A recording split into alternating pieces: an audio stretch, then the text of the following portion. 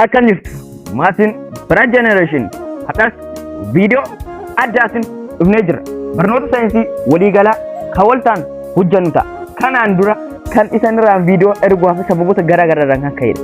Dhiifama naa tolchaati hadhas viidiyoo addaatiin jechuudha.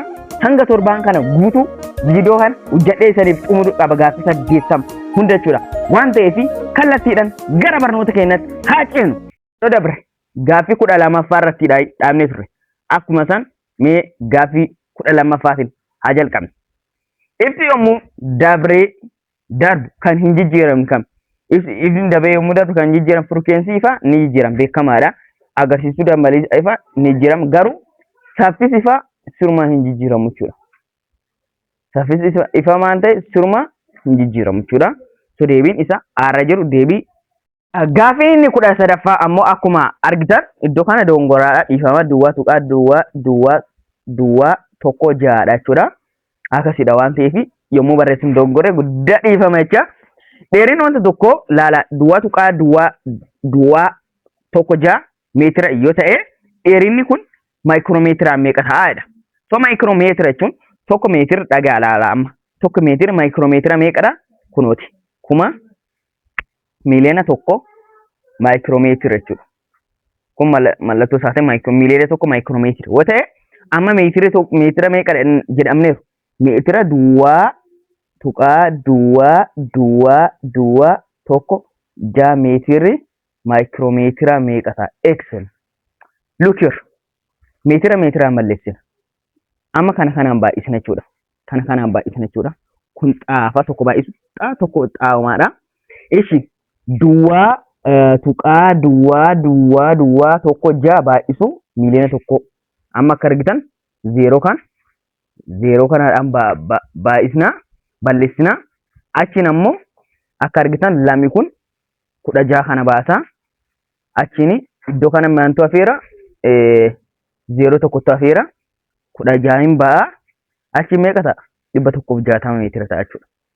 Maayikiroo 106 meetira ta'a jechuudha. So amma 106 maayikiroomeetira ta'a jechuudha.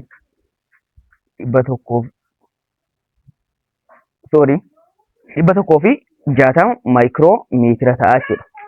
Laaltanii amma kana kallattiidha isaan waa baay'isa. An karaa salphaa ta'edha jechuudha. Baay'iseeti malee san kuma miliyoona tokko baay'isu duwwaa tuqaa duwwaa tokko ja'adhaan boo baay'isan kanuma dhufaa jechuudha.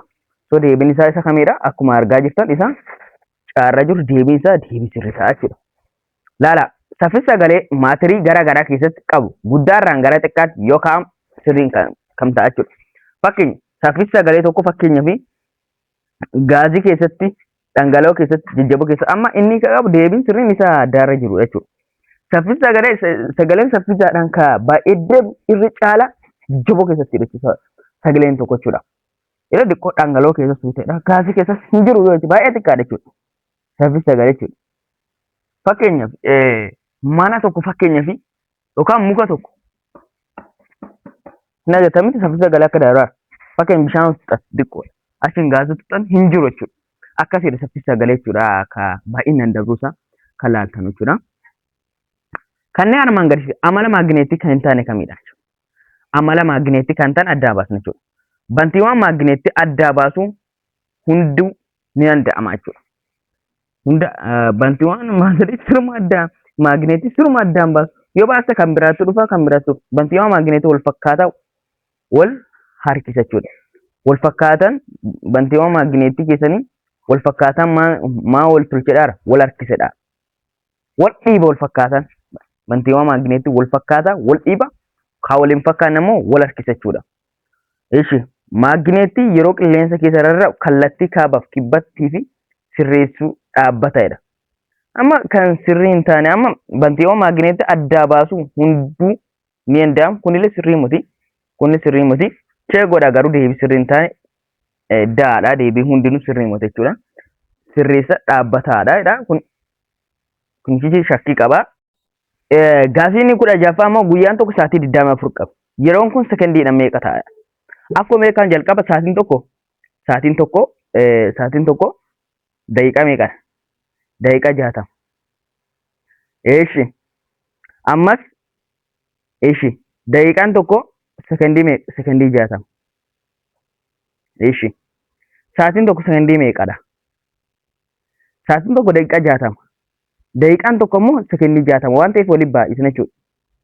6 baay'isuu 6 36 duwwaa 2 qannaa duwwaa 3,600 jechuudha. Sa'aatiin tokko sekondii meeqadha? 3,600 jechuudha.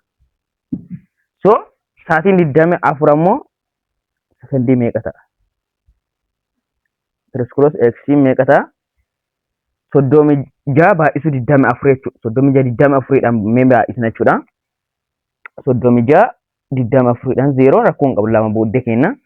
Ishi 6 baay'isuu 4 akkuma beekamu yommuu 6 4dhaan baay'isnu 24 ta'a. 4 barreessine 2 qan 4 baay'isuu 3 meeqa ta'a? Akkuma beekamu 12 ta'a. 12 2 sana hojii 14 ta'a jechuudha. Achi 2 baay'isuu 6 12 ta'a. 2 baay'isuu 6 12 ta'a. 2 barreessine tokko qanna 2 baay'isuu 6 2 baay'isuu 3 6 hojiidhaan 7 jechuudha. Akka argitan 4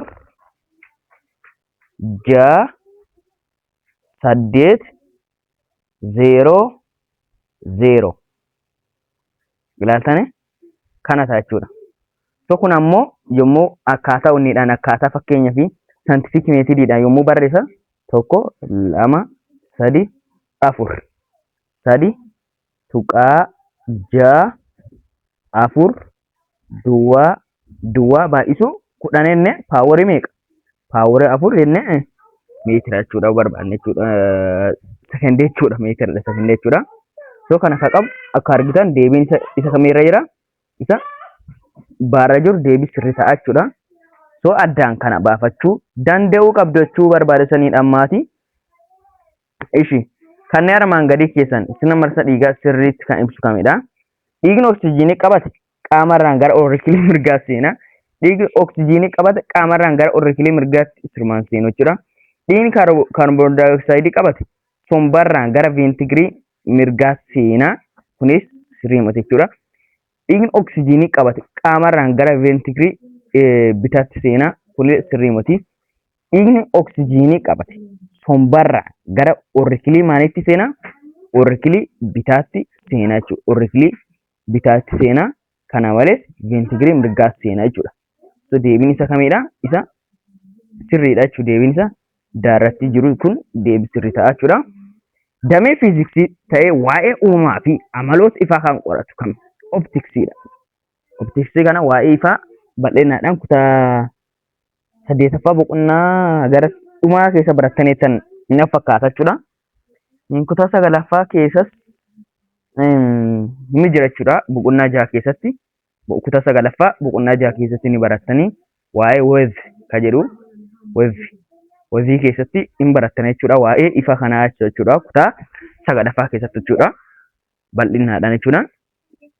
Kompoondii orgaaniik fi inorgaanikii irratti kan sirrii ta'e kamidha?